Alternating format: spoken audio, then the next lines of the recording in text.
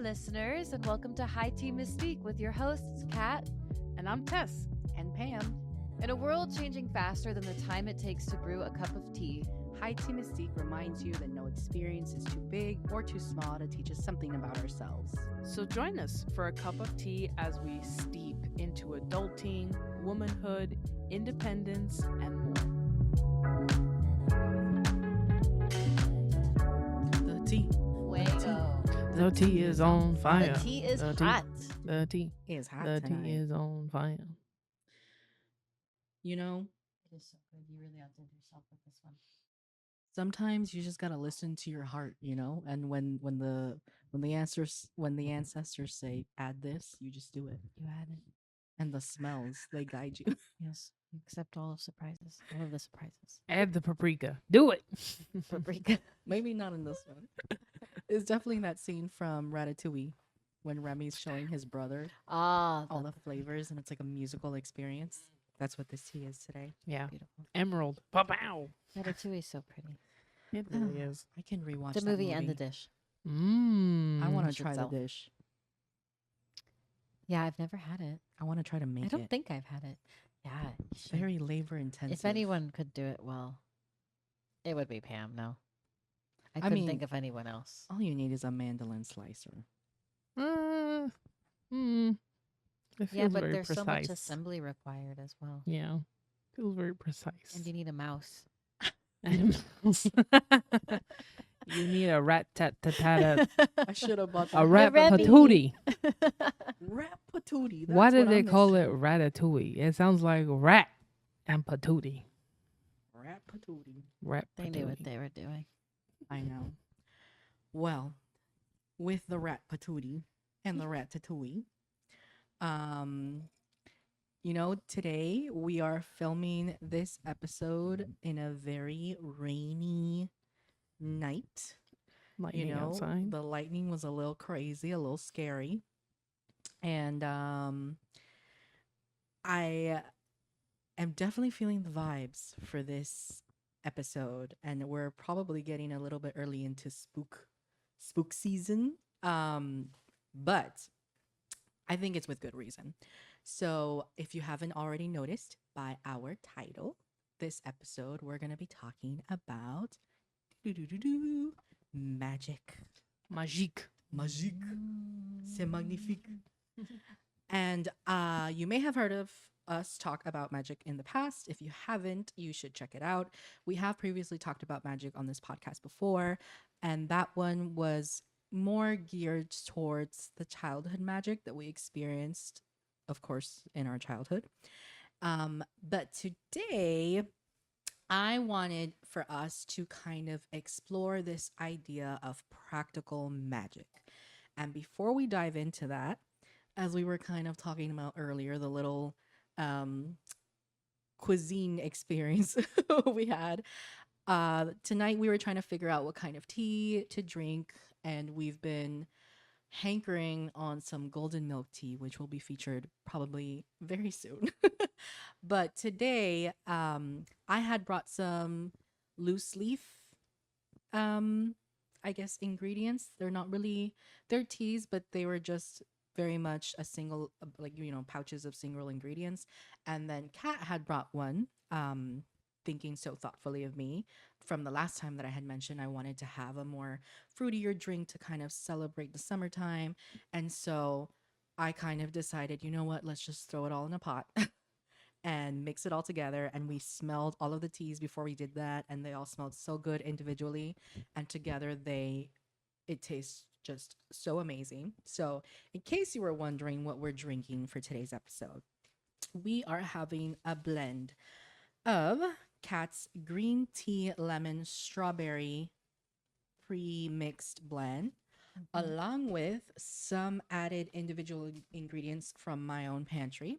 So in this tea, we also have chrysanthemum, and we also have jasmine tea, which we have had in the podcast previously, but we have not had it in the form that it's in today.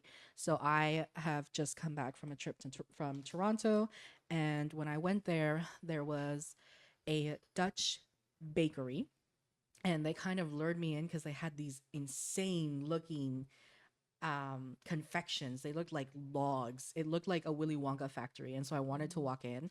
Apparently that was fudge and it was really intense. And then I went towards the back end and the lady there was telling me, "Oh yeah, we have some drinks. If you buy a drink or like teas, we give you a complimentary little baklava."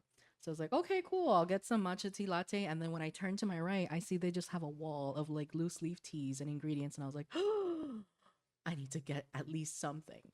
And so we have the jasmine tea, of course, because I love jasmine, but I haven't had it in the flower form before.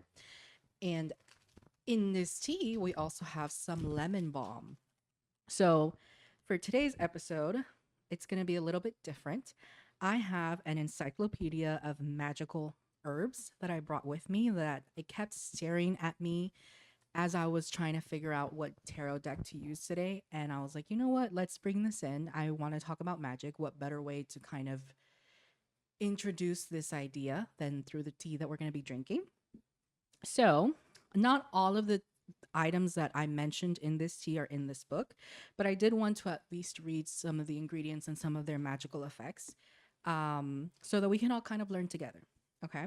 So, for the very first one, we have chrysanthemum. And this book kind of categorizes each of these herbs into their different energies, whether it's masculine or feminine. So for chrysanthemum, it is masculine. The planet that it represents is the sun. It's the element of fire, and its power is protection.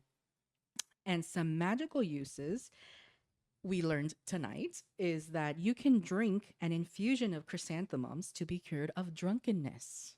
So if you have a hangover, forget the aspirin. Just get yourself a bushel of chrysanthemums and brew yourself a tea and drink it. Period.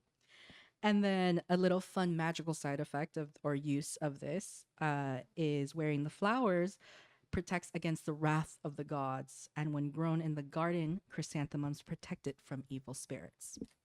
So we also have, of course, jasmine. And jasmine's gender is feminine. The planet that it represents is the moon. The element is water. And in this one, it does mention a deity, Vishnu. And some of the powers is love, money, and prophetic dreams.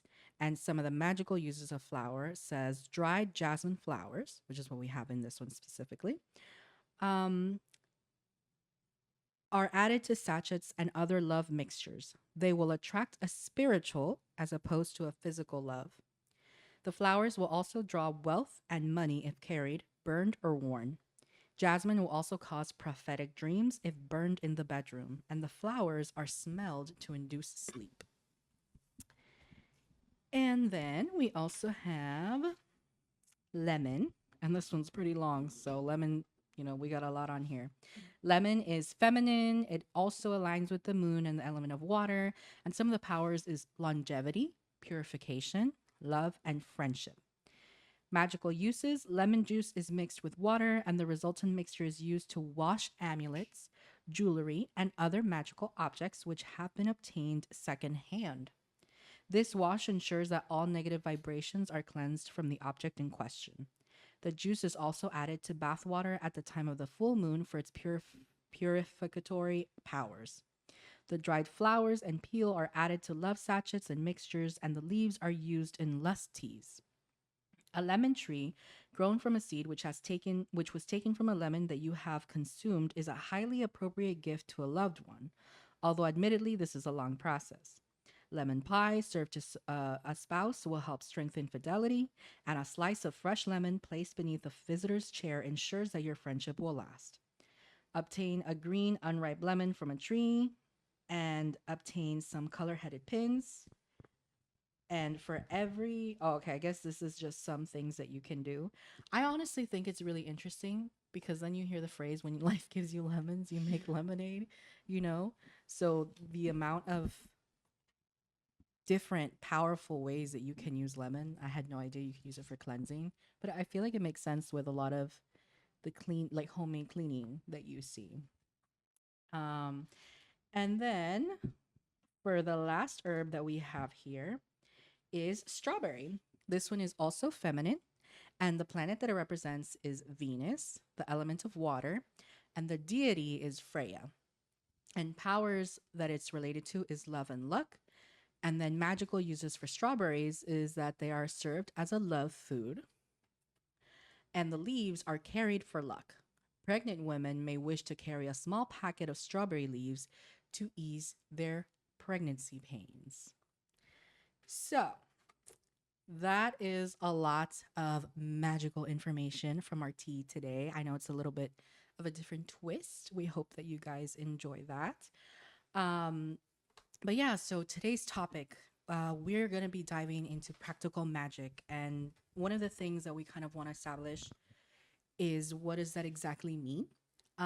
So, for the sake of today's episode, when I thought of practical magic and this idea of practical magic, we are going to define practical magic as kinds of rituals and different practices that we perform either on our day to day, or if it's cyclical, you know, it might not be daily, but it could be monthly or weekly, or maybe something that you do for good luck, whatever it is. But that's how we're going to define that kind of practical magic for this episode.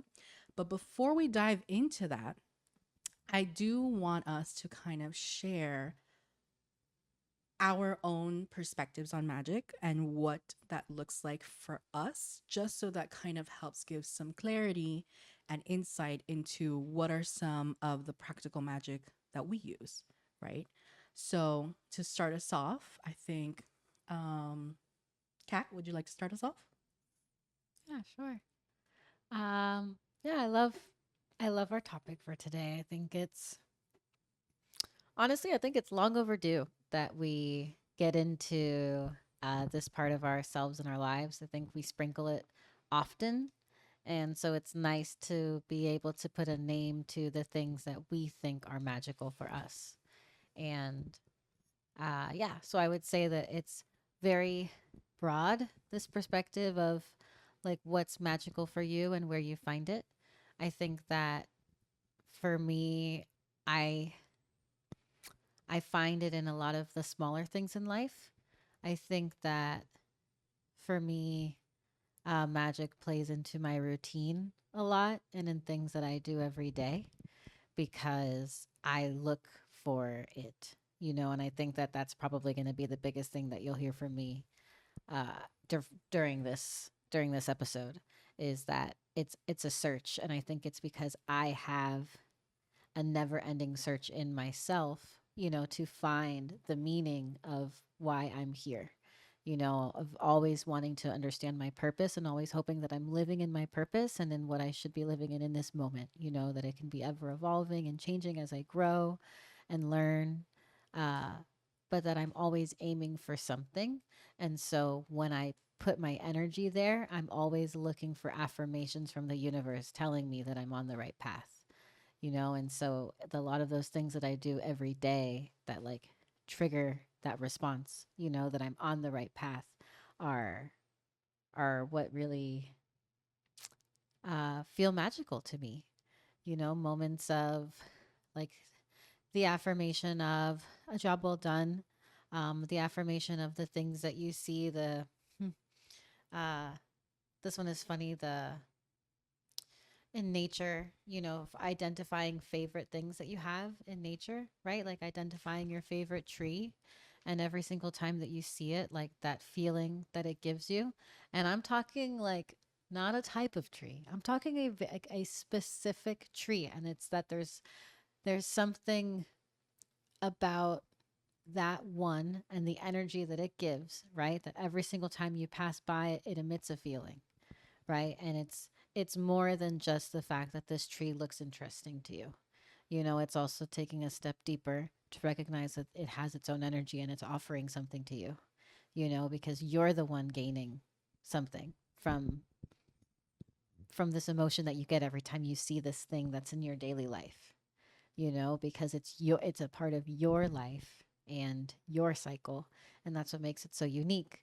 And I think that when you start to recognize all of those little things and how they culminate towards your greater good, and reminding you that you're on the right path doing these extremely mundane things, you'll find that life is extremely magical and beautiful, and you curate it. You know, like you are curating your dream, as long as you choose to look at it that way. Thank you. What about you, Tess? I really agree with Kat because I think intention and routine is kind of the fundamentals, right, of everything that is powerful for magic.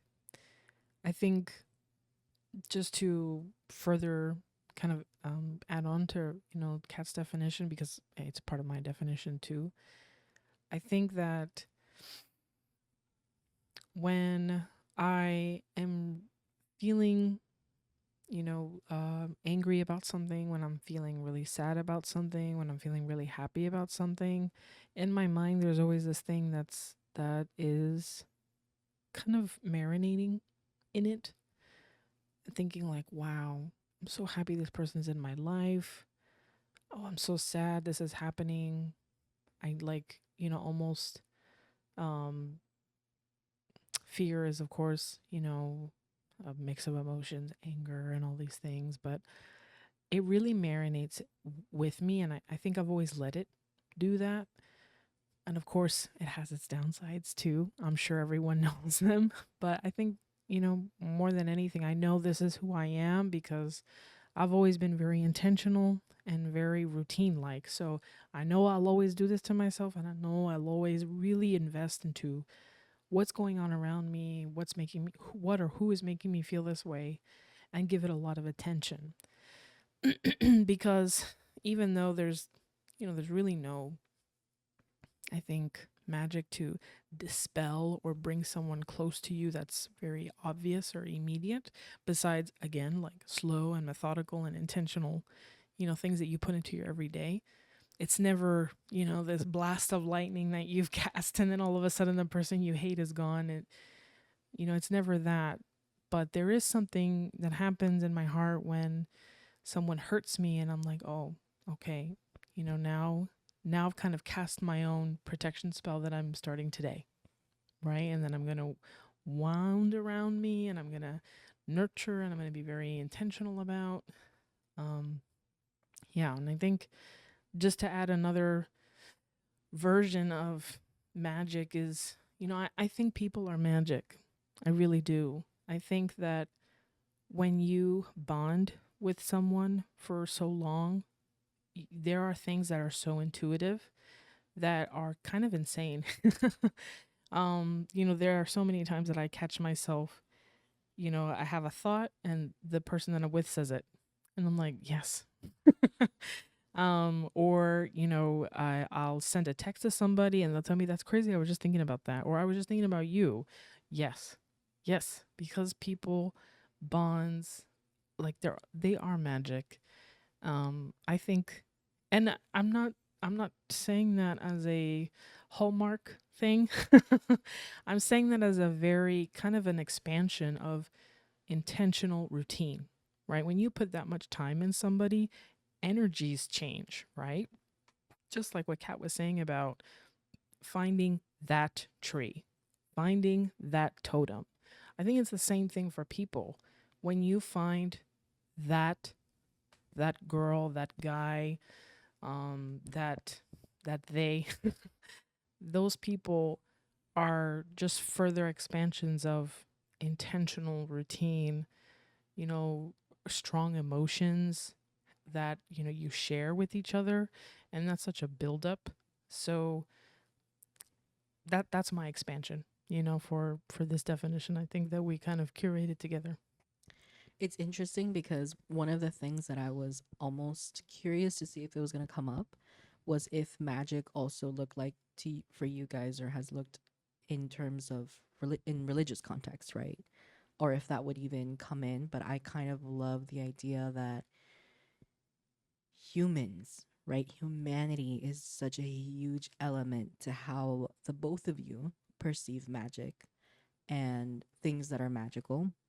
And I feel like I'm kind of along the same way. right? That I think people are what give power to things that provide it its magic. It's like that belief, right? Whether it manifests itself through religion or through an item, like right, like how you mentioned, it could be a totem, it could be an amulet, whatever, however it is that you designate it.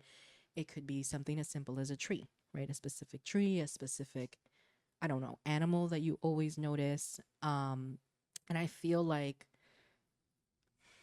my perspective on magic is also something that is very spiritual because of how like something like feng shui, right, is something that my mom practiced, and it's quite literally just organizing your house based on the energies of how things are, the way that your specific home is located, the way that the rooms in your home are located, and then what are some little artifacts, little, figures that either provide protection or boost any sort of thing that you're looking for, right? Money, love, whatever it is. But they're all very simple things, like how you guys mentioned, and it's this idea that I am routinely thinking that me continuously adjusting my home according to this feng shui is going to give me that magic, is going to help add that layer of protection spiritually and energetically to my home. So I really like how our perspectives have come up here. It was a pleasant surprise.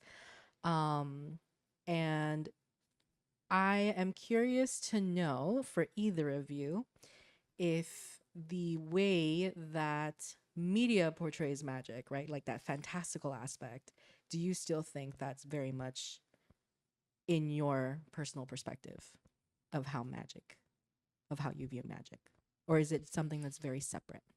I think it's something that's very separate.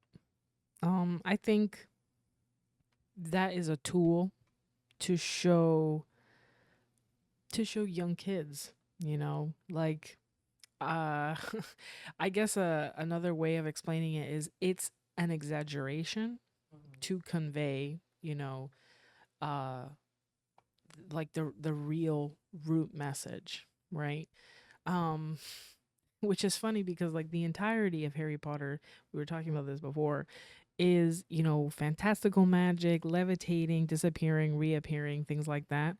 But at the basis of the story, Harry finds out that the strongest form of magic that saved his life was love, right?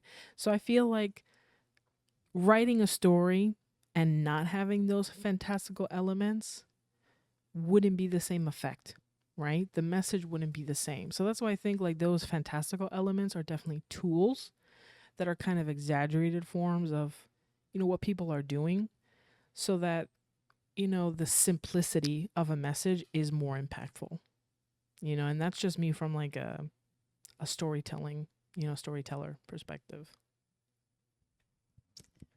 And also from a perspective of somebody who I guess is also a storyteller, but not looking at it in that way, more of, I guess, to bring the religious perspective into it. I think that I was never really, I feel like, unfortunately, as a kid, that was kind of taken from me. Like the opportunity to look at the fantastical world and see any truth in it was something that my family felt I needed to, like, the glass had to shatter before I even saw it. And so I just grew up never really believing that any of it was true. And so I think it was kind of unfortunate for my creative mind, like to not really, to always be against the fantastical, and like never really letting myself just be there in that, because I think the same as Tess, as like what it does for a child's mind. It's really important to see life that way, and to see that life can be that way.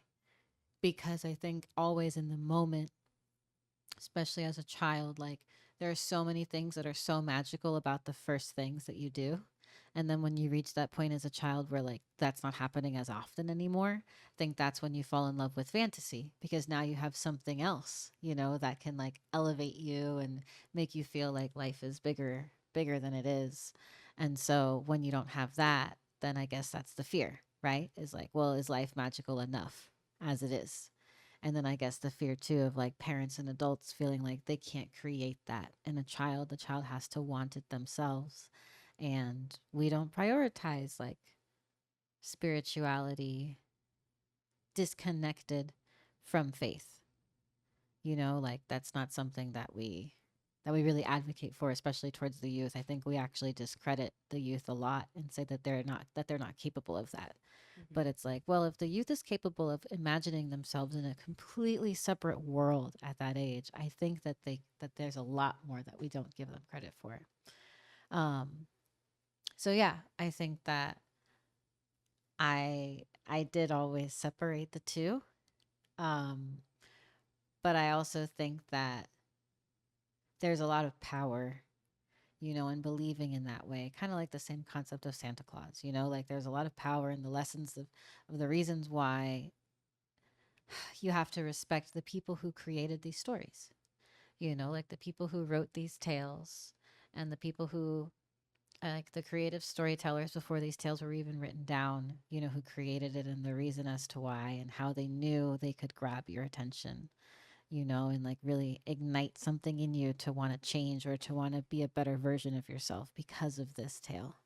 So I think there's a lot of power in the lore, but maybe we've perverted it as we've gotten older because now like media is so detached from that part of it. So I think it'd be really interesting if, like, for those who did grow up with it in that way, you know, that like it really was almost their religious practice from the beginning in that way. I'd be curious to know that, like, what their perspective of it is because mine just has to be similar to Tess.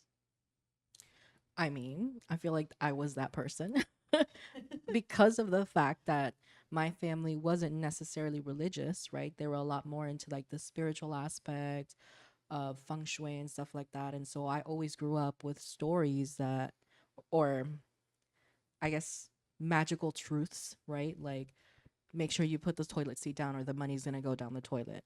Or, you know, you can't sleep with it. Again, a lot of it is very superstitious, but that's also magical, right? Because these are all just beliefs that can't be proven. They're just phenomenons or whatever they are. And I always grew up with that. And even for certain things that I think are very normal for people, I will look at it through a more magical lens. So like this idea that I've always shared with like my partners when I try to explain to them my concept of love and how I feel and how I think I should feel when I'm in love with somebody, or and is how I feel even like with my dogs, is whenever I hug someone, I really feel like happiness and love and joy is a power that like it feels like it beams from your heart like a bright light.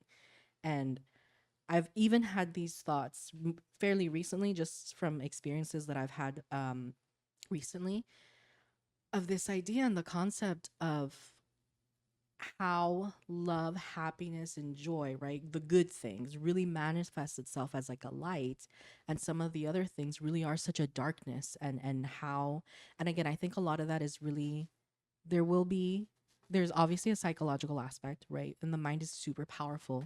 And in me, like for in my opinion, I think that's a magical power, right? It could be, other people could argue that it's a neurological one, whatever it is, but I choose to see it as magic because there's so much untapped potential that we just don't know. And there's a lot of ways that I personally believe that things affect me, right? So whenever I am in a place of feeling really distraught or feeling really confused, that when you were talking about the tree, like the first thing I thought of was the moon. I always, and Tess knows this, I will always look straight at the moon. And I feel like when I have been in my most vulnerable mindsets and in my most conflicted mindsets, it almost always, there's a full moon outside or it's about to be a full moon. And so I look up to it and in a way try to figure out what it is that it's trying to tell me. And it's almost like I'm looking up to it, asking for it for some of its like power or to help me and guide me through these things. And I think that for me, funnily enough, religion is detached from magic because of how separated that was viewed for me, and how that was very much. presented in my family as this is just a tradition, right? A ritual. We're doing it as part of the culture. We are Catholics culturally as Peruvians. But the magical aspect, which funnily enough came more from the Japanese cultural, the only difference there is that that emphasized a lot more on the spirituality of it, on the energy of animals, humans, all living things, right? If you think of it similar to how indigenous cultures perceive energies and how everything has a spirit, it's that same ideal, right? Shintoism and this idea that, even in the Japanese culture, when there's the new year, they will burn any old items that they haven't used in a really long time as a respectful ritual because their fear is that the items will, in being lost and forgotten, will become wandering, aimless souls. And so they'll burn their items as a ritual, and that's their religious ritual, but it's a lot more spiritually portrayed than I feel Catholic religion is kind of portrayed. It's more like, you have to do this, you have to do this. At least that's how I've seen it, and it's been portrayed to me. But with kind of like the ritual practice of that one, it's more community based, and so it's like, hey, we're doing this for our items. If you'd like to join us, come and join us, right? It's not forced. And I think that idea, or the distinction with me between magic and religion, is that idea of forcing it, and how magic is so open to different possibilities, and how I really, especially now, right? I am 30. I have come from a very interesting, nonlinear background in terms of the career that I'm in right now, right? And even when I was going into school, I had no idea what I wanted to learn. And when I got into my major, what my major was going to do for me career wise. But as I've gotten older, I really do feel that we have magic within our hands to create the reality that we want, right? And that is through the actions and the decisions that we make for ourselves on the day to day. Again, going back to like how you guys were talking about routine and the small things and how they build up, how people talk about themselves. Um, Speaking of, hmm Someone wants to drink our tea. this is my totem, ladies and gentlemen. Calcifer, named by the magical fire. Special guest. So yeah, that's my take. I think as someone who is a little bit more magically prescribed. I can't think of a good word. So perfect too, the timing of it all. Yeah. Right as I was saying that I wish we had the other perspective. Mm-hmm. So yeah. Um, so I think that's a good transition into the next segment, which I really want us to dive into some of that practicality, right? Like magic for those of us who are listening who may not have our shared perspective and maybe think magic is a hoax or magic is not really something that you can really do every day, or maybe you're interested and you're not really sure how that would portray itself in your day-to-day life. I would like for us to share maybe a few practices or some things, whether they be rituals, however that looks like to you, and how you use them in a practical sense, in a non-practical sense, because at the end of the day, I feel that if we're using it in this 3D world that we're in, there's practicality to it. But it doesn't necessarily have to be day to day. It could be maybe something you do weekly or monthly, or maybe when you only have specific times where you have to tap in, like how you were saying earlier, if there's a tree where you need inspiration, whatever it is that it need. So what are some things that you guys know that you do or have noticed through our conversation as we're fleshing out our perspectives on magic, that you practice it in your life? Yeah. I think I would love to start this one with something that is probably not too surprising to anybody because it is tea. I think that a great, I think just a really great one to dive into for me is the practical magic of the benefits of tea, as medicine, as herbology, and and not only that, but just as a way to tap in, right? To tap in with sometimes just with your emotions and how you're feeling. And I think it's so intuitive and so it helps you to harness your power because we have so much power over our own healing process, and it's in how much you devote your energy to wanting to know that, and I understand that it's like life is so full of things that are asked of us, right? And it takes time to do things that are really only in service of ourselves, right? So taking the time to learn about how herbs can benefit you, right? And what properties they each possess and how they all work together, right? Chai tea is such an easy example of something that has been like so anybody can have a chai tea. You can find a chai tea anywhere, but no one talks about the incredible benefits of just the blend of chai itself, right? Like what we call a chai tea here. And how medicinal it is for so many things. And there's a reason why it's so widespread and so popular. Uh, but if you don't drink it with that intention, right, you just won't recognize what's happening to your body.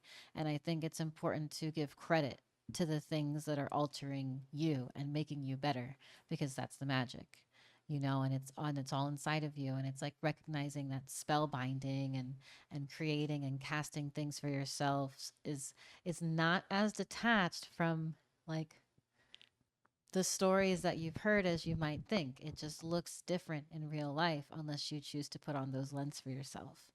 And so for me, I think like tea and also just I feel like I'm taking this from Pam because I think she's an inspiration for this practice, but like the practice of creating things with your hands, so like creating your own meals and creating your own teas and being like experimenting with what's around you, I think is extremely magical because no one can replicate the feeling of accomplishment that you have, right? When you've done something to not only benefit yourself, but also to like, I don't know, just like embrace being human, right? Like embrace your vitality and the fact that you can do this and like that you did something that you really wanted for yourself.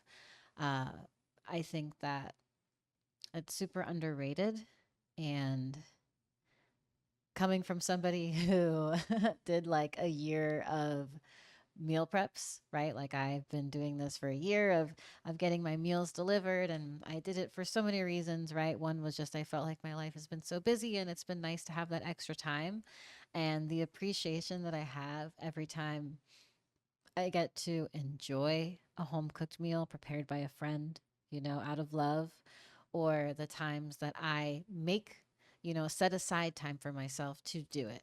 Right. And now it's like, oh, it means 1,000 times more, right? When it's the one meal in a week or the one meal in 2 weeks, that I sit down and I take the time to do it.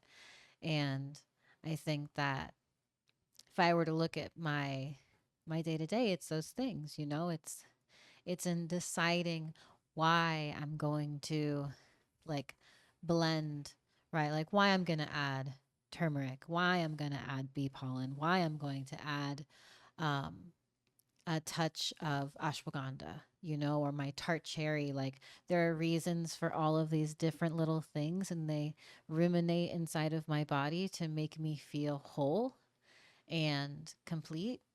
And I know what it's like for my body to not feel that way, and so it's like when you do feel that way, there is like a high, I think, that runs through your body when you know that your body is functioning at 100%, and like the goal is to be able to live in that high for as long as possible because that high is happiness and joy and all of these like keywords that Pam was sharing earlier, and as long as you can like feel that, right, like that you're going to be okay.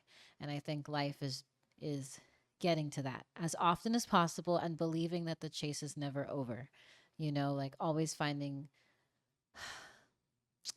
the consistency in your habits to believe that you are always motivated to do it. And yeah, I think I'm gonna leave it at that because there are so many more. But I think that's a good one. And if someone else says one, I might hop onto it too. I can't. Sounds good. I'm sure I Pam, if you don't talk about Right. food, I'll be shocked. Don't you worry. I think I will also say that which is kind of ringing back to what Pam was mentioning a while back. Um, and I was thinking about it, but I forgot to add it. I think my religious upbringing is what made me so susceptible to looking at the micros of magic, honestly. If you look at it and if you think about it, in religion, there is magic in bread, there is magic in wine, there is magic in deception, there is literal magic in animals and transforming gods, that I'm sure they borrowed from many stories of, anthropomorphic animals and that were, are forms of gods. Um and that history of magic, nobody really thinks of it that way. Everybody thinks of it as biblical stories. But the events in there are more fantastical than even what actual like pagan holidays are. you know, um, and I think in that sense, I will say that, my religious upbringing has made my magic base, I want to say, like very sentimental, you know. Um, when you're praying, right? When you're, kind of forgiving somebody, when you're confessing your sins, right? All of that stuff kind of boils over into, or boils down to, really self reflection, self awareness, and awareness of others, you know? Um, and of course, this is not really a pro campaign for religion, but more so really saying like what my starting steps were for magic, and really to explain the fact that, coming into adulthood and forming routines and being intentional on my own without religion anymore, because, I don't subscribe to those beliefs anymore. I think my my routines are very attached to self-awareness, awareness of others, and self-reflection. I think perfect example is whenever I light and extinguish a candle, I kind of always find myself thinking about someone. You know, when, I had a fight with a friend and I light this candle, and I instantly, they come to the forefront of my mind. And it's the same thing when I extinguish the candle, it could be, it's not ceremonious at all. It's like a Yankee candle from Bath and Body Works. But the lighting action and the extinguishing, it always kind of, that same person of that week or that month, it comes to my mind. And I always think about it too, and I find myself really looking at fire and flame and in this way of like, this is a meditative little point that I have to take, in the day, because it came to my mind for a reason. I really do believe that. And of course, there are things to read into about candle magic. There are ceremonies to read into about candle magic. Funny story. I have a book that a friend of mine gifted to me because the author's name was also, it was Pamelita, but it was on candle magic, and I was like, should I bring that today? But I ended up deciding on the Encyclopedia of Magical Herbs. That's okay. That book will come up when it's needed, Pam. Mm-hmm. That book will Probably come. very soon. It was trying to shout at me like, "Bring me!" Bring me, Seriously, bring me. that's one. Yeah.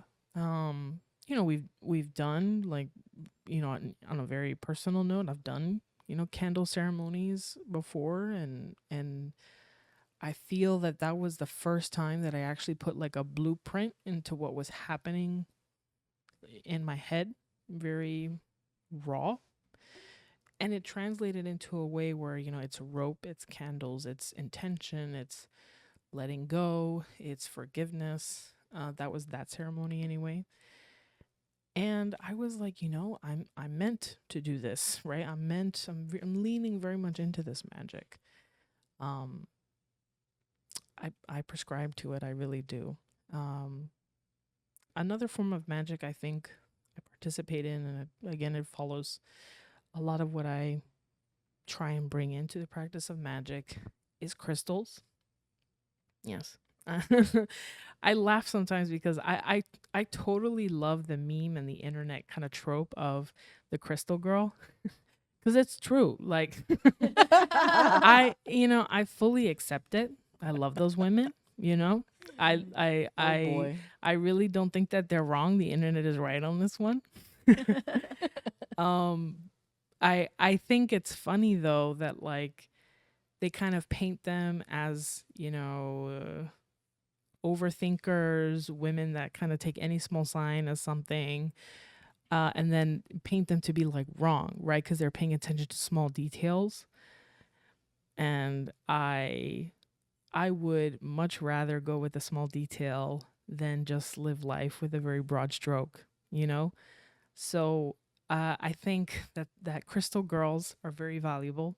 And I think that, you know, moving away from the internet trope, I don't really like to push crystals onto anybody, you know? I think that they're for me, honestly. I think they're my totems. I think there's a reason why my cats want to play with one and specifically, and I'm like, no, stop it. That one needs cleaning, or like it needs to be, held by the moon for a little bit. You need to stop bothering it. Which kind of carries on to the fact that I cleanse crystals when there's a full moon. There are some that I will like lay in like waters with essential oils and bring it to the window. There's a crystal that I always leave by my window. Um, and, there's reasons for that. Of course, something that I think is, again, going back to the foundation, is crystals, just like tarot, have significance because you spend time with them. Um, Crystals and tarot have that kind of living bond with you, right? Just like any other person, totem, pet would. And of course, a crystal can kind of take on its own energy from removing and saving yourself from, like, evil spirits, for lack of a better word, right? But it's, even just simple as negative energies that you're, hoarding, that you're, housing in your heart. And sometimes you have to let them go, which is what I've done before. Like sometimes I've had a crystal where I could feel it, that it wasn't able to do anything else for me. So I have had done ceremonies where I'm, kind of, it's like a breakup ceremony. I like to say it like that. Yeah. Where you're burying, a crystal in earth, and you're kind of, saying goodbye, saying thank you, returning it, right, to where it came from, because crystals are, earth. Um and honestly, I I really I really don't do anything very offensive to, like, with crystals. Like, I never really use crystals to say this is what I'm gonna do to this person, or this is what I want to help for this person, because I feel like that is kind of, in my definition, counterintuitive to why you keep them around you. Like, if you wanted an energy to stay in your room, to stay on an altar in your space, you definitely don't want it to be focused on someone else who's not there, right? Because I think it kind of defeats the purpose of a totem.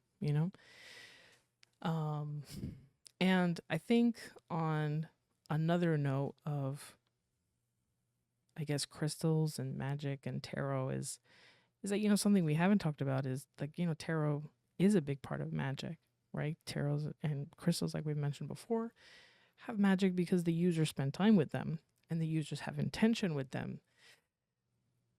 But something that I will say is that tarot will not hold on to, things that are happening in your life.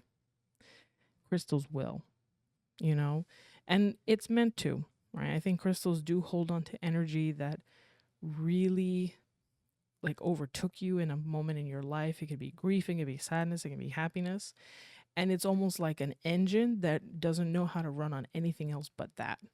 Whereas the tarot deck when you close a reading, it kind of, with the right mind and the right, holder at the realm, it will let go of that emotion too, because it's a reflection of where you are now, right? And where you're going. But it's not going to bring up that same message over and over and over again. It's always going to kind of continue with your timeline and where you're at.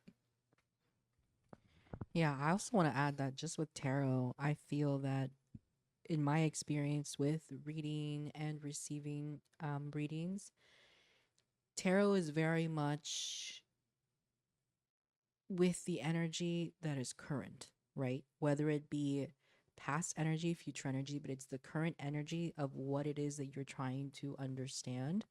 And I feel that because the intention for tarot cards is to give you a message, whereas with crystals, each crystal has a purpose, right? Each color, the type that it is, there's specific even when you're cleansing them, right? Things like quartz, you can't cleanse as much in water, and so you would opt for more of like a sage cleanse or something like that.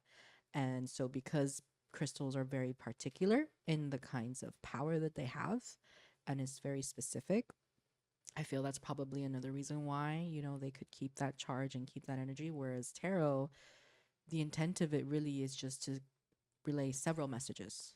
And one of the things that I do, I mean, we've mentioned a lot tarot, crystals, even things like how Kat was mentioning cooking and her teas, and I think these are all ways in which I also practice magic in the day to day, and as well with some other things that I'll mention in a bit. But I think the common thing across all of the magic that I do and that I've heard from all of us is really how you, number one, use it and how you choose to view it, right? Because again, the power comes from your perspective and your perception on whatever the thing is. If you believe that it's not going to work, it will never work for you, no matter if you perform all of the actions, right? It's the same idea with religion that if you don't have faith in God, how can God, show you whatever it is that He needs to show you, all of that stuff? And so it is, if you think of it in that sense, it makes sense for the tarot and for the crystals and even the teas, right? That you're give there, it's something that you're choosing, and it's what you choose will have an effect on your bodies because it's an exchange of energies. And so a lot of the way that that I do practice magic, I find that a lot of it really is my perspective and my choice to view that as a magical practice. Especially when one of the things that Tess knows very well is when it rains or it looks like it's going to rain. I have a Peruvian chant, an alleged Peruvian chant that my mom says that she would do with her dad, so my grandpa, that whenever they would go to the beach on their drive to the beach or their destination, the whole way there, they're pretty much chanting que salga el sol, que se vayan las nubes, and doing like a little dance with like fist to your forehead and stuff. And every time that I do that, I kid you not, it always either the sun comes beaming or if it's really bad, it doesn't rain. And it's something that even if people don't like, I may not be saying it, but I'm doing it in my head, in the back of my head, like in my mind, I'm chanting the song and I'm praying, and it's my version of praying to the gods. And so that rain doesn't come, right? And that's just one of the ways. But I find with cooking, right? And just this idea of the experimental factor of it, it makes me feel like a witch or a magician or a wizard concocting a potion, and it very much is that. Even the teas, like if you could just pour honey into your tea and swirl it, but you can also pour it gently, say a little affirmation or incantation, and all of a sudden your tea will feel right. And this is the key word here, will feel a little bit better, a little bit more powerful, a little bit more potent for you, right? Take a look at some of the athletes and their lucky charms, or even lucky charms that Western society views, right? All of that is just belief and how you're choosing to view that object. And so one of the powerful ways that I think the way, like one of the big ways that I view magic, I think, is as an energetic cleanse.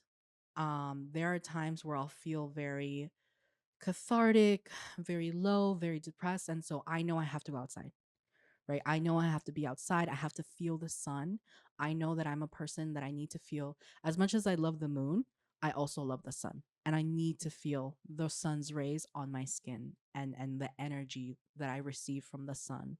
And I love to also surround myself. There'll be times where I feel I need to be in nature right now. I need to be in the middle of a forest.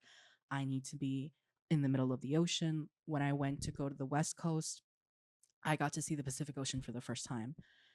That was the most magical moment for me because anybody could see it as, oh, I was just on a boat. I'm in the middle of the ocean. And I've done that before, right? In the Atlantic because we live in Miami, but it was not the same, right? It was a different ocean, and because it was a different ocean and different waters, I had a very different magical experience with it, and I felt this sort of breathtaking awe, beauty, respect for the water, respect for the ocean. I almost felt a deep, I don't know, a deep connection with it, a deep understanding of how in the past people would say they were enamored with the water, or how the water was calling them, or how if I'm in like hiking in the mountains and being surrounded by beautiful foliage, like the power and the magic of nature can be so overwhelming. And I think it is also very healing because I get this feeling of a whole body spiritual cleanse. It's very similar to how I felt after watching the Studio Ghibli movie Princess Mononoke. Once everything starts being restored, um, I know that I am a very emotional person, and those things will, get me teary eyed and crying. And I feel that also it feeds my soul. It makes me feel so good. It makes me feel so clean. It makes me feel so refreshed. And so when I feel like I'm in a little slump, that's something. It may not be practical because it's a lot of money to travel, but it is something of my choosing, right? I am deciding that this walk through my park, through my local park, is going to be a magical experience. And it's going to be as if I am the little girl going into this large bush and thinking I'm going to find Totoro. It's just about how I decide to perceive it.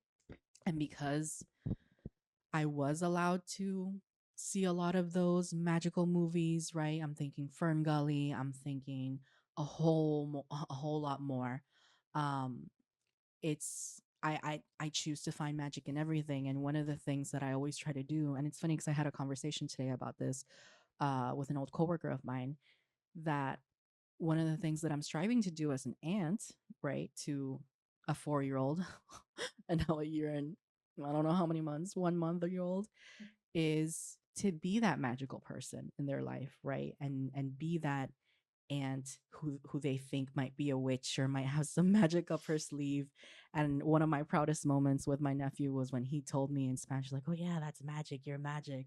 And I was so happy because that's something that I think a lot of people lose, and it's so important and vital to how to really endure through the toughest times, you know, and how to really navigate difficult situations, because at the end of the day, when you are stuck between a rock and a hard place, all you got to go on is faith, and faith in yourself, right? To push through and to trudge through. So if there are ways that I can make that a lot more fun, a lot more enticing, a lot more entertaining and interesting for me, then I'm going to go ahead and do that. And, you know, even if it's something as simple as I need to clean my room, I will do it, and then I will be burning my incense. I'm very intentional about how I do it and play music. And I think there's so much magic and power even in music and dancing around. And when I hear it and I'm in those moments where I feel really good, my visual of it is literally a light beaming from inside of me. And just, whenever you see, I guess, magical creatures or people coming into contact with their power and they start glowing and glowing, that's how I feel, and that's how I see it in my mind and how I feel it in my heart. And it's just, I feel that that mindset comes kind of naturally to me, right? Because of how I was raised and how I was allowed that opportunity to play and experiment and to really explore. And I almost, it might be me in my adulthood trying to find, as Kat was mentioning earlier, right? We're always trying to find something, to find that lost wonder from childhood. Because when you're little, there's so many things that is unknown that could be seen as magical, right? Because you don't know what it is. And so it's so much, that much more fun, that much more enticing. It's kind of the reason why some people might find they can't commit to one thing or have issues with committing with one thing, because the idea of a new opportunity or perspective is so exciting. And so, those are ways in which I practice them. And of course, I do my tarot readings, but when I do them, one of the things that I wanted to mention, just to go back to that one, is when I do them for myself or really close friends, it is a ritual, right? It's a very respective method. And I will set up all of I basically my altar as I'm getting ready to read. I have specific candles that I'm already using. I'm always looking for metaphysical shops to see if I have to, restock on any of my items or anything like that. And then I'll use the crystals in tandem with my tarot cards and my incense and the music. It's all of that is really intentional, and it's to set a scene, it's to set an environment. And I think one, setting an environment that is safe is optimal to have these magical experiences, because then there's not a lot of logical reason for hesitation, right? Like if you feel like that you're in a safe space, why not take the chance and believe that this could be a possibility? And so, in the same way that I started with a very ritualistic intention, I also end it with a very ritualistic intention, and will thank my crystals and will thank my cards for what they were able to do. And so, yeah, I think just giving them little roles, and having myself choosing to believe that they'll have specific magical powers, like we were reading with the herbs, like we saw with the crystals. Um, And also just to go back to, because what you were saying about nature, I'm having a memory of something very drastic that happened to me. I was in college. I was selected to be part of this, living off the grid, zero waste immersion trip, and it was an amazing trip.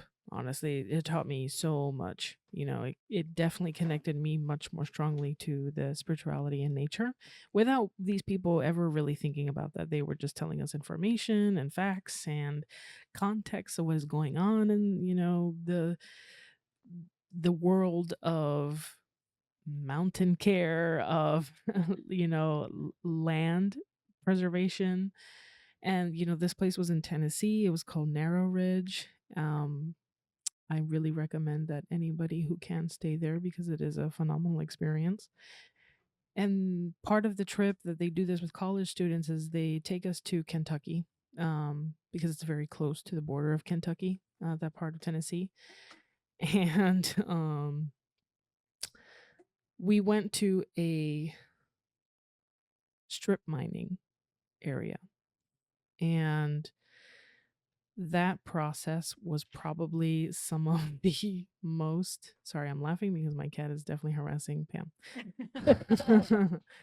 um but anyway, in all seriousness, strip mining was some of the most soul crushing things I had ever seen. It really wounded me.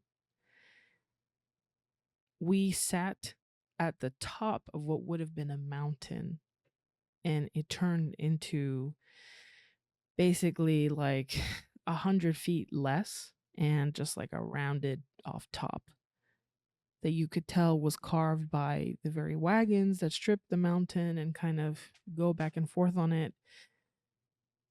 And it was heartbreaking. It felt like sitting atop death. And I remember just crying, standing there and being there.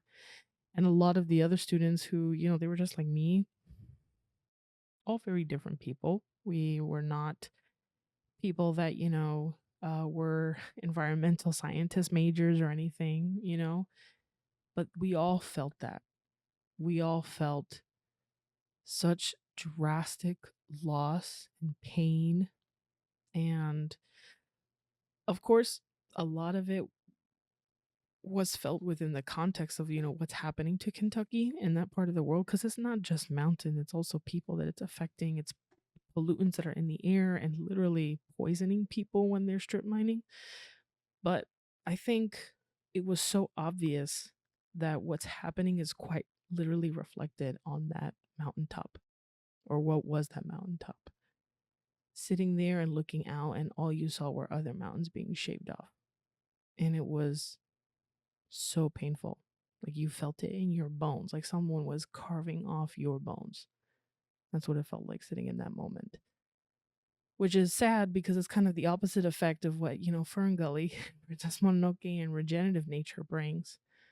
But I think it's just an echo of the power of nature and what you're feeling when you're sitting somewhere with that much print, whether it be good or bad. Yeah. I honestly think it's very interesting whenever there are people who are skeptical, right, of everything that we're talking about and how that doesn't make logical sense and how that doesn't work.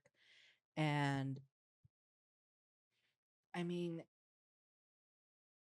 even you describing that, I can feel that. And this sort of the fact that it's a common feeling, right? Like all, for the most part, all of you felt that sense of loss.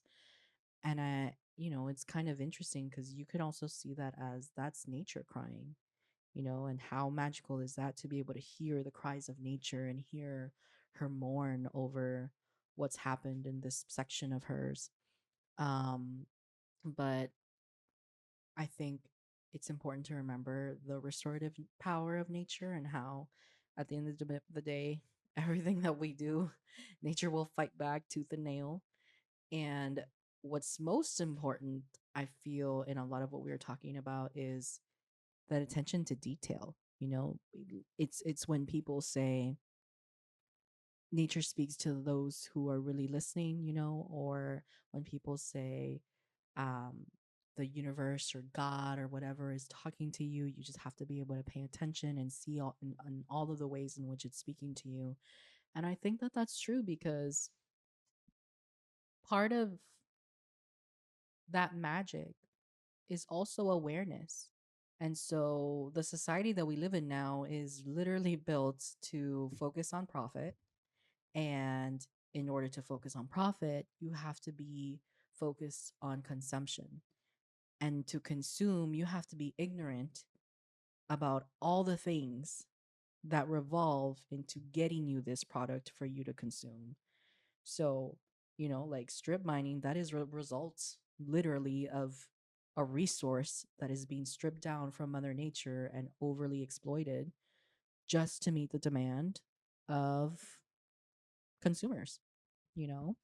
And so I think for those naysayers, you know, maybe think about it because there is no harm in paying attention, but there is harm in not paying attention.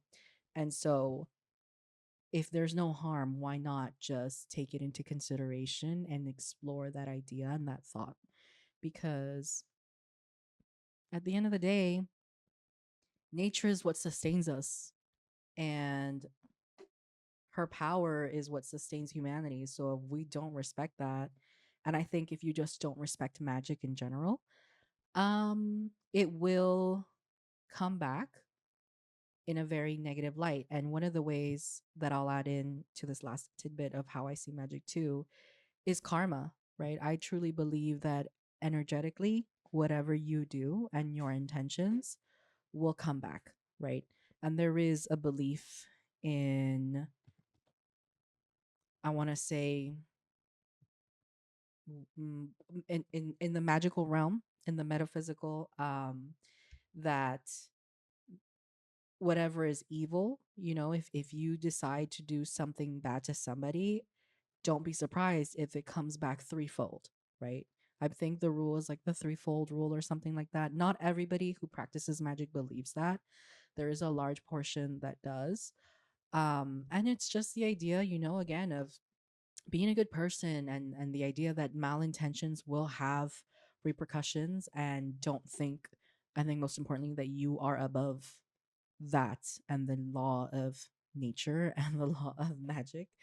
Um, but since we're going into some of the ways in which it can feel, right, kind of, I don't want to say deprecating, but there is that how magic can have a bad side. It can also have benefits, right? And we kind of hinted at that. Caitlin hinted at that with the teas. Um, Tess hinted at that with the rituals. I hinted at that with like the spiritual cleansing. So I would love, as we're wrapping up, for us to share some of the benefits that you feel, if there may be some of our listeners who are still hesitant, and, a little message on why you think practicing magic could be beneficial. And also, if you could share just at least one way that you are curious or have already tried to pursue, right? If there's anything that you want to kind of add to your ritual, to your routine, if there's something that you've heard about and you're interested in looking into more and adding into it, to kind of open up that conversation and see if maybe, if any of you guys are listening, you can kind of chime in into our social media and give us some advice, or our Discord, and we can kind of explore the topic and grow our magical practices together. So, Tess, would you like to start us off? Yeah, I think honestly knowledge. That's been the biggest benefit of practicing magic, is learning and acquiring knowledge and gaining more context to things I'm already doing, and bring making them more rounded in the sense of what they're for and who they're for. Because I think no matter what, I'm always going to be this sentimental, attentive, nostalgic person. But magic gives me more context and more place. Having a home in a practice is so valuable, and making home, no matter where you are, is also very valuable. So why not? Why not really lean into what you're already doing, right? Lean into the traditions that your family has already put in place for you, and just learn more about them, right? Because these superstitions, these practices, these prayers, they come from real universal truths. And that's made me more open to, I think, like my family. I think even people that, practice all sorts of religion, honestly, not just the one that I was raised with. And it's also given me a lot of historical wealth in what has come before, to know exactly what will be the future. So, yeah, I think that's a very uh, big benefit that, it's just something else to build your repertoire of, what you're preparing for in this lifetime. Yeah. Yeah. What about you, Kat? I think for me, I think of when Tess was speaking earlier about, I think you said self-awareness, awareness of others, and self-reflection. And I think that is one of the best benefits of practical magic for me. I would go more in the self-awareness, I think, and awareness of other. Well, I guess it is all three, because I just think that one of the things that we can battle a lot in life, especially when things become challenging and difficult, is thinking that there are no options for people who feel the same, and that no one understands what you're going through or that no one cares about what you're going through. And I think that we forget sameness, and it's uniting qualities. And so practical magic, I think, is a reminder that there's freedom in the fact that your experience is just like so many other people around you. In fact, it's just like everybody's. And so when you can have those moments that take you outside of your own life, and force you to be present, with what's around you and its purpose, and remind you that it's no coincidence that you're here right now, and it's no coincidence that you're being taken out of an upsetting feeling or an upsetting state. I think that's when you can really start to tap into the power of what the human existence is, and hmm, I think another really important benefit of practical magic is recognizing how incredible it is to be born human. I think that I've already mentioned that I do believe in aspects of reincarnation, and it's no rare fact that many believe that being human is one of the highest forms of reincarnation, and that there are very few things that could be viewed as high or higher, than reaching this state, which means that all of us, just for being human, right? If you believe in any form of reincarnation, means that we have lived many, many, many lives before this. And there is so much inherent wisdom that lives in all of us. And so let that also be an inspiration to take nothing for granted, and recognize that there is purpose in everything that you do. And so there's purpose in everything that you give your attention to. And I think Pam also asked the question of, is there something that we would want to incorporate more of, Mm-hmm. in these practices? And I think that for me, just to be transparent, I think I'm personally in a rut when it comes to my affirmations. I think that affirmations were one of the first things that I think really ignited my spiritual journey, and I found a lot of substance from. And I think they've grown stale, and it's something that I want to really kind of reassess for myself, and ask myself those deeper questions of where where do I need to see affirmations in my life, and what are those words, that can be a trigger for me to dig a little bit deeper, in my life, and try a little bit harder and shine a little bit brighter. And yeah, I think that's something that I yeah, it's like you don't realize that things get a little bit stale. And so I've been saying the same affirmations to myself for like a longer period this time, since I had last switched them up, based on the season that I'm in.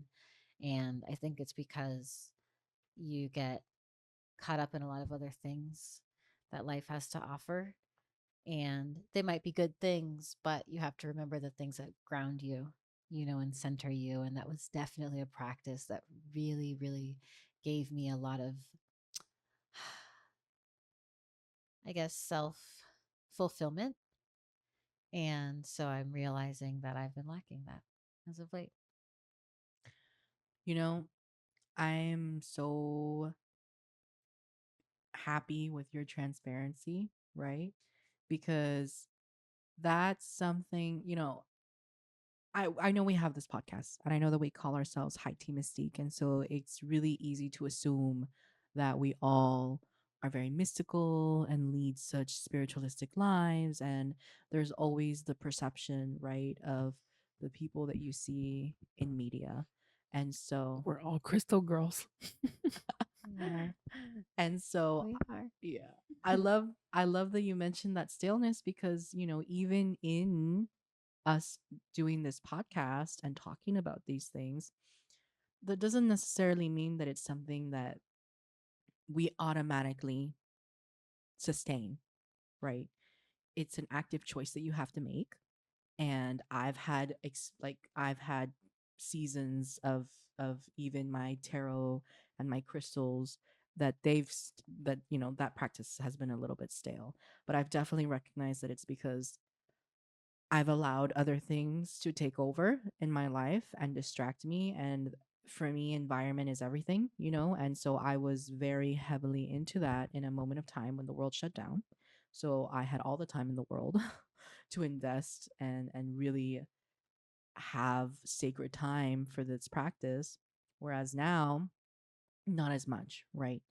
And so it's something that I've definitely have noticed and have been trying to get back to with the schedule that I have, with the job that I have, and the circumstances that I have.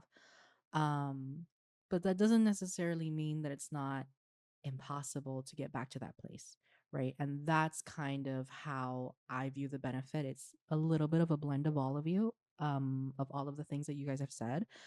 But the one part that I want to highlight is the limitless possibilities, like the benefits of being able to change your perspective and view practical magic as something that allows you to go past any sort of limit, any sort of challenge or boundary that you or your environment sets on you, and know that you have the confidence to and the belief in yourself that you can do that and that anything is possible so long as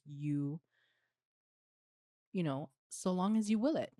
And even if it doesn't work, it doesn't mean it's not possible, but maybe it's just trying to show you, right? And it's not that it's it's almost adding that self-reflection aspect of, are you sure you didn't get what you asked for, or did it just not come in the way that you thought you wanted it, right? And I've definitely had experiences like that before, where I've asked for something and I hadn't realized it until afterwards, but the universe gave me exactly what I asked for. I just was not very clear in my intention and what I wanted, and I didn't take the time to sit down to be very specific and detailed about what it is that I wanted. And so it wasn't the magic's fault, right? It was my own fault because I didn't take that time to really sit with myself. And so one of the things that I want to kind of explore more and incorporate is the idea, funnily enough, like teas, right? And herbalism and the magic and the power of herbs and plants. Hence why I brought the encyclopedia today, because I think that my own spiritual and magical journey has led me to, I've learned about crystals. I know what it is that I have to do with them. Um, and I've grown that knowledge. I know about tarot. I've built that collection. I've built that knowledge. But one of the things that I find that I'm being drawn more towards is the idea of plants and herbs as medicine, and not even just for the physical aspect, but also the spiritual aspect of them, right? And so the magic of medicine, I guess, old medicine, Eastern medicine, apothecary, think of those things. um, Definitely want to try. Future Pam, if you're hearing this, you're gonna be an herbalist. I know it. And so yeah, those are the ways in which I hope you all can kind of see the benefits of it and how I kind of want to explore. Tess, I don't think you shared um how you might want to. No, I'm honestly unsure Mm-hmm. because I think I'm a creature of habit, very much Yes. so. And I don't even like buying lots of tarot decks, honestly, because I'm like I actually see a lot of them as, the extras, but then I have my main one. So I feel like that's me, right? So I'm a little bit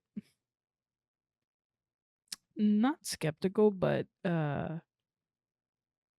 slow to start a new practice, because if there's anything about me, it's that I think I put a lot of energy into the things that I trust in. And if I am to expand that trust, I have to really, you know, put my hands around it, really understand it, really apply it to like what type of magic, what type of tradition, it upholds for me. But I honestly don't think I'm ready for a new practice just yet. I think it's exciting to come into new holidays. I will say that. I think I've been exposed to a lot of new holidays in, pagan and Wiccan traditions, and I'm definitely open to that. I'm learning about them slowly but surely, but those aren't necessarily as vested as like a new, daily investment. That sounds repetitive. Is there an investment you want to revisit that you've noticed maybe has gone a little stale like us? Um, Probably my tarot reading. I really am connected to like the visuals of my cards, and I find myself a lot of the time just looking at them and feeling things rather than like pinpointing what it's telling me. So probably that. I'm very open to looking at new imagery, don't get me wrong, but I think I'm very stubborn in the sense of like, this image really speaks to me though. This tarot deck is telling me exactly what I need to do. But even that deck is, losing, or I'm losing a bit of the clarity that I saw in it. Not that it's losing anything. It's still the same deck. It's me. Yeah. Yeah. There was something I wanted to mention. I forgot. Oh, um, the one of the ways that I want to reignite in terms of how I read tarot is the way in which I pull the cards, at least with myself, because in the past I used to lay down the cards into two or three different rows back when Tess first introduced me to tarot, and I was able to pick the card based on what card drew me energetically, right? However it was, I would hover my hand over the cards, and if maybe there was a shift in the temperature of my hand, or if I felt a little tingle or whatever it was that drew me to a card, because that's going to help practice my trusting my intuition. Versus now, I pretty much mainly do my tarot pulls shuffling cards, right? And waiting for a card to come out. And before I used to do that because I enjoyed the idea that this is the universe speaking to me, right? But I feel like now I'm in a place where I really have to practice trusting myself and trusting my intuition, and trusting what it is that I know that I have to tell myself. And my cards just have to remind me. So that practice I kind of want to revisit. So if anyone has never heard of that before, I would encourage you. It's really fun and exciting, and it's awesome to see what cards come out even when you handpick them yourself and they don't just fall out of the deck. So, so, thank you, ladies, for sharing your magical insight today. I really enjoyed this episode and the tea and just talking about magic and seeing it in all of its different ways. And to just end off and round off this tarot read, look at me, this episode, we are going to get into the tarot portion of the episode. I'd just like to say it's no coincidence that the cat that I had that's named after a magical movie is the one sitting on the table behind the camera, kind of. He's not Yes, in frame, but he's been sitting there, laying down, next to falling Auntie asleep. Pam. Yeah, next to Auntie Pam the whole time. So, How magical being calcifer. summoned by magical talk. He's the what are they called? He's all familiar for this Oh, yeah, episode. he's definitely my familiar. Yeah. Yes. So for today's episode, I was very drawn to the Guillermo del Toro deck called Tarot del Toro. And I just kept looking at it. The cover, I will put it here, but it's basically a hand with an eye on it. And the eye just kept looking at me, like the glare, the shine. It just said, pick me. And in talking about magic and thinking about what it is that I want to ask the cards today, I think that there is a good potential And I feel that I've heard a lot from some of the feedback that we've received from close friends as well is there's definitely an interest, right, from our audience into the metaphysical, into the occults and everything that's magical, but you might not be sure how to start. It maybe it might feel intimidating or overwhelming, or it feels too unknown, or whatever the reason may be for your hesitation on starting whatever magical practice that you want.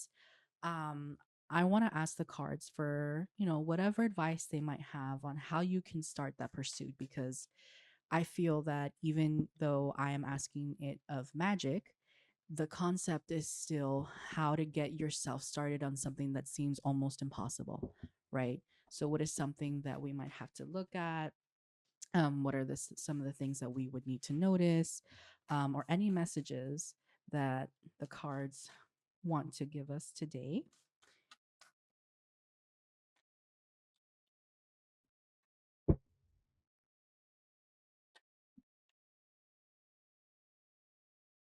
Okay, I'm going to ask for one more card because the card that came out was in reverse. All right, we got a whole thing here. Okay, so the original card that came out was the Knight of Wands in reverse, and then to clarify the Knight of Wands in reverse, we have the Two of Wands, the Four of, I think this is Pentacles, the wheels, and we also have Judgment. So, just going to pull up this deck's specific book.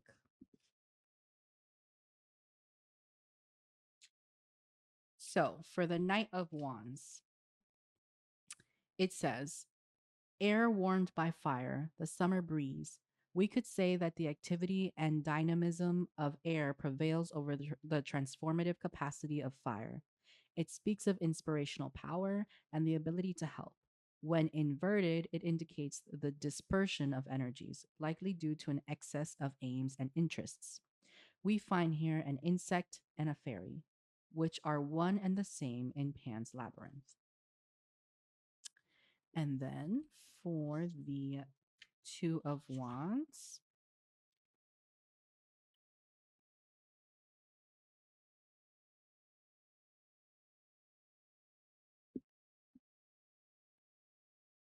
so in this book, there's not a specific description for the non-court cards.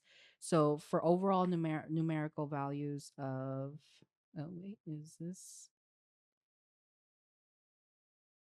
Yeah. So for two, it has tension, a new element appears, and naturally confrontation arises. And so in terms of the wand, this could be quick tension, this could be um energy that is okay. Let me finish reading the other two, and then I'll give my perception of what I think the cards are trying to say. For the Four of Discs, four says stability, equilibrium is restored, and then for Judgment, it says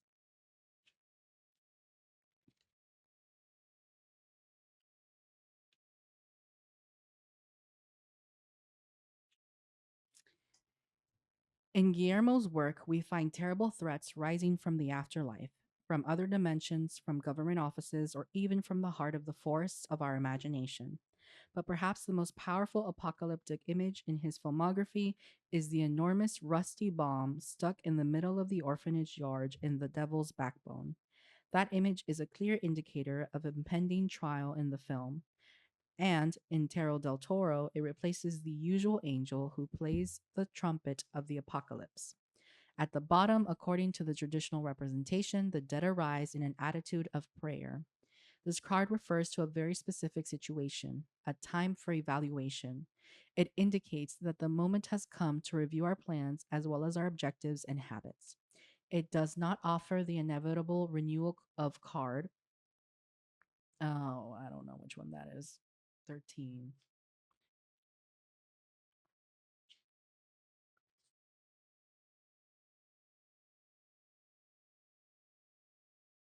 Is this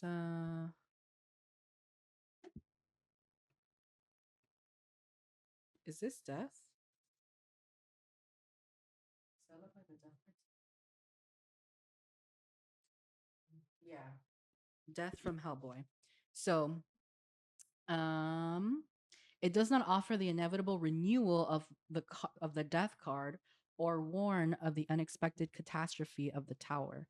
Rather, it is a sign that we must consciously analyze our situation and decide whether it is best to continue, to stop, or to change our way.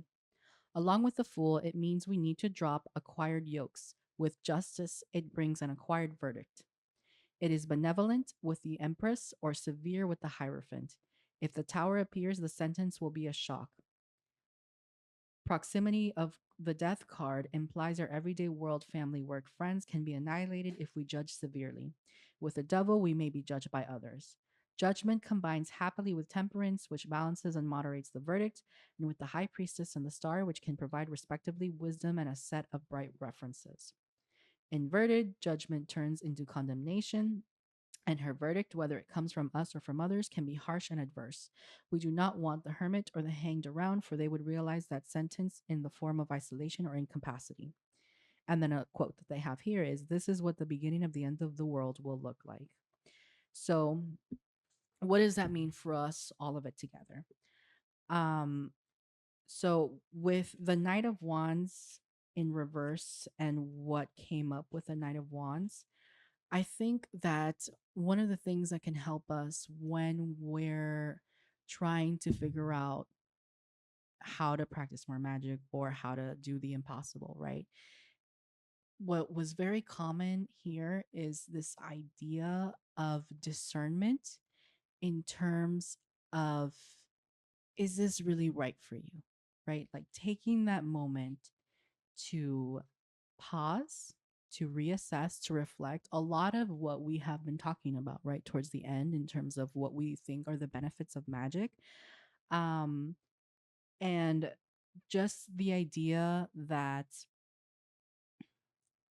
if you think you can escape it, or if you think that magic isn't for you, you know, it's not going to be something kind of like how we mentioned earlier. If there's no harm in looking into it, why not look into it and just see? Because at the end of the day, however it presents to self itself in your life, whether it be believing in whatever you choose, right? Religion, science, the metaphysical, however it manifests for you.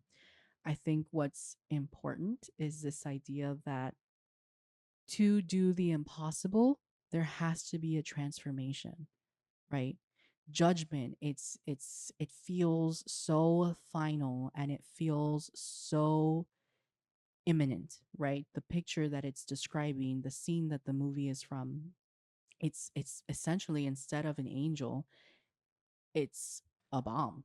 You know, it's a man-made thing. And so whatever it is that you decide is going to be your own man-made manifestation, your own human-made manifestation of your thoughts and how you choose to use that. And there are ways in which, you know, like the two of wands, it mentioned tension as, you know, for two overall, and that could be true in terms of if it came up in the two of swords. But two of wands, typically in the original image, it's a person with two wands and they're looking outside, and it's very indicative of the potential for new opportunities, for growth, for travel and adventure. And with the four of, here they call it gears, but the four of pentacles, it's the original depiction is somebody on a chair, and they have, you know, they're holding tightly onto a coin, to all of their four coins, and they're refusing to let it go. And so I think that the reason why the Knight of Wands here is in reverse is, if you're truly, excuse me, if you're truly and genuinely interested in pursuing magic or magical practices or anything like that, there might be something in your mentality that you have to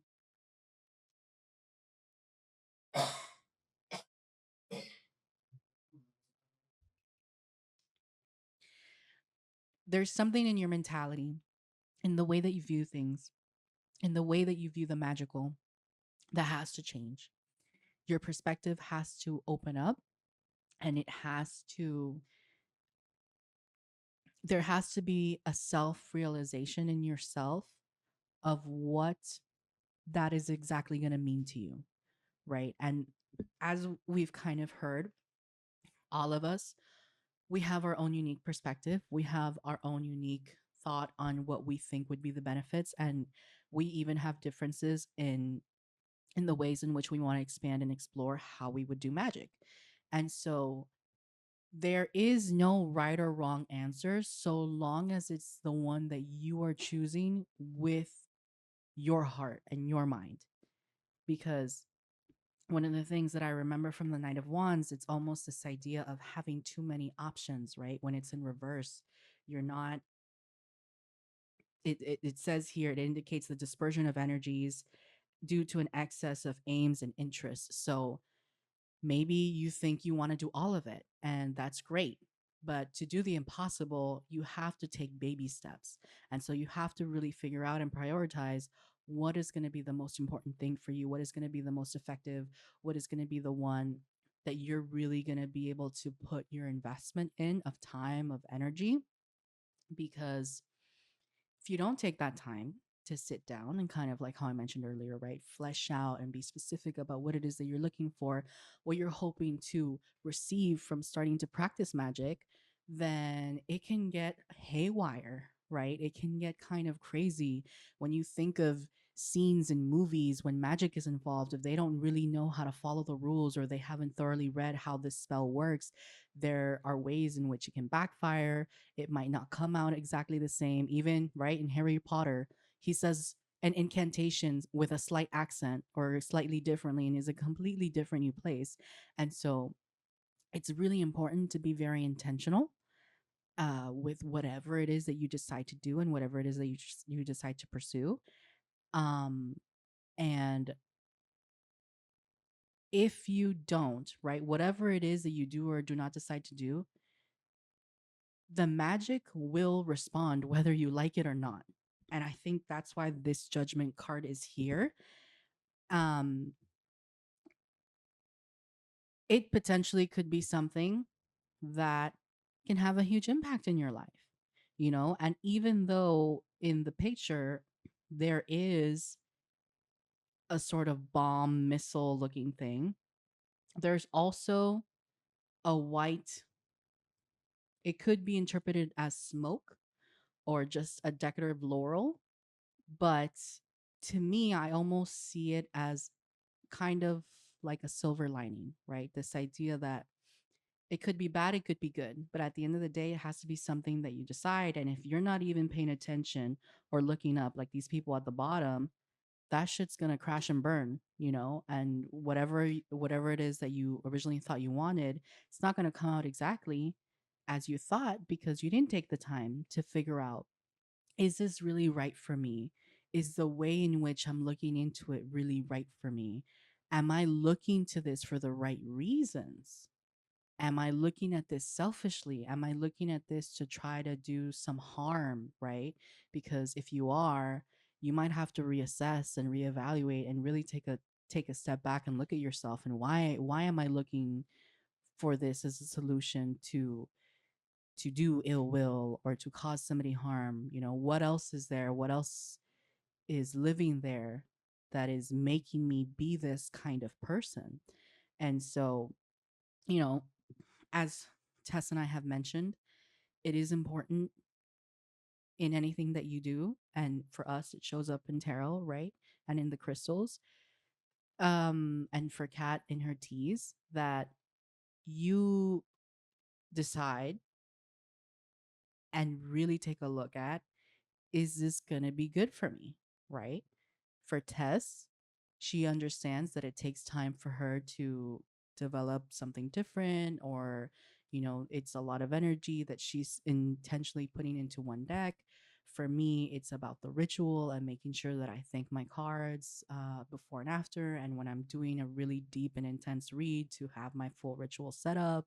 And for Kat, it's making sure that she knows what's going into her teas and the quality of those ingredients, and really understanding the benefits and how even some of those ingredients in her tea, you know, may or may not react with each other.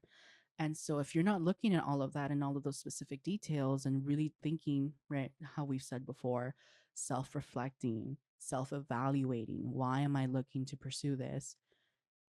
It's not going to end well, you know?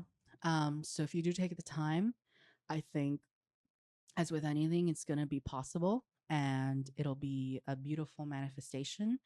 But if you don't, the judgment card is here.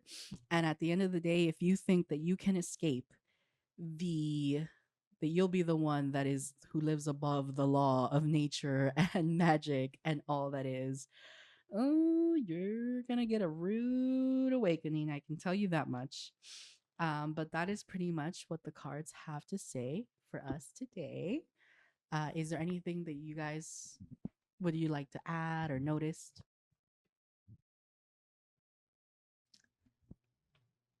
I just Kat, I really. think it's so funny that we both looked to the left. Oh, We really? were like, yes, who has something to say? Looking for Calcifer. uh, I think it was an amazing read. I think you always do a wonderful job. I love the Two of Wands in particular because I liked how it did talk about how it was bringing in. I think it was talking about how like a new element is brought out, Mm-hmm. because it was just such a so full circle, of exactly how we ended and talking about those new ways to incorporate it, and in the magic and the magical aspect too. And I also just wanted to say for funsies that I forgot that Hellboy was a Del Toro film. Like I think I always Mm-hmm. forget that that one is a Del Toro film because it's technically very experimental for his style. Still him, like definitely still his movie, the first one obviously.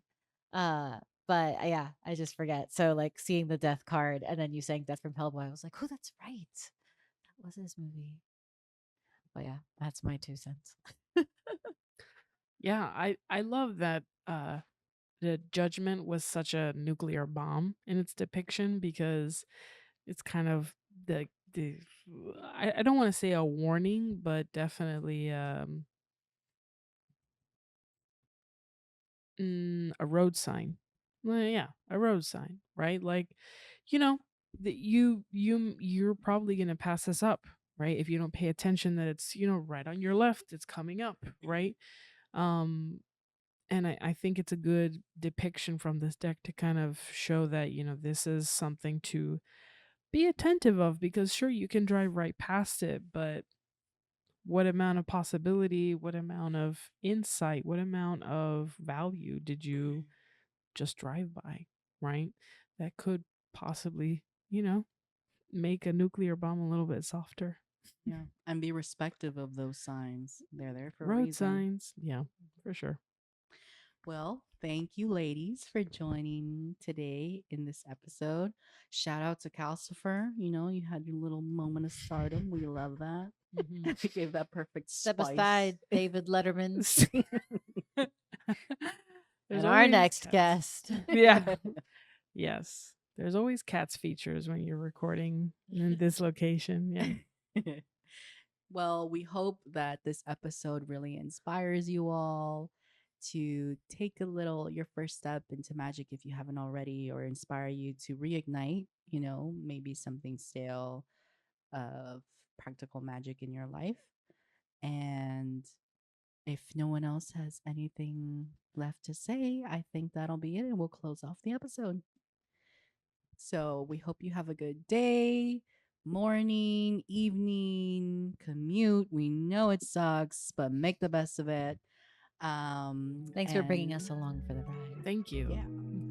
And until next time, we'll see you in the next one. Bye. Bye. Bye.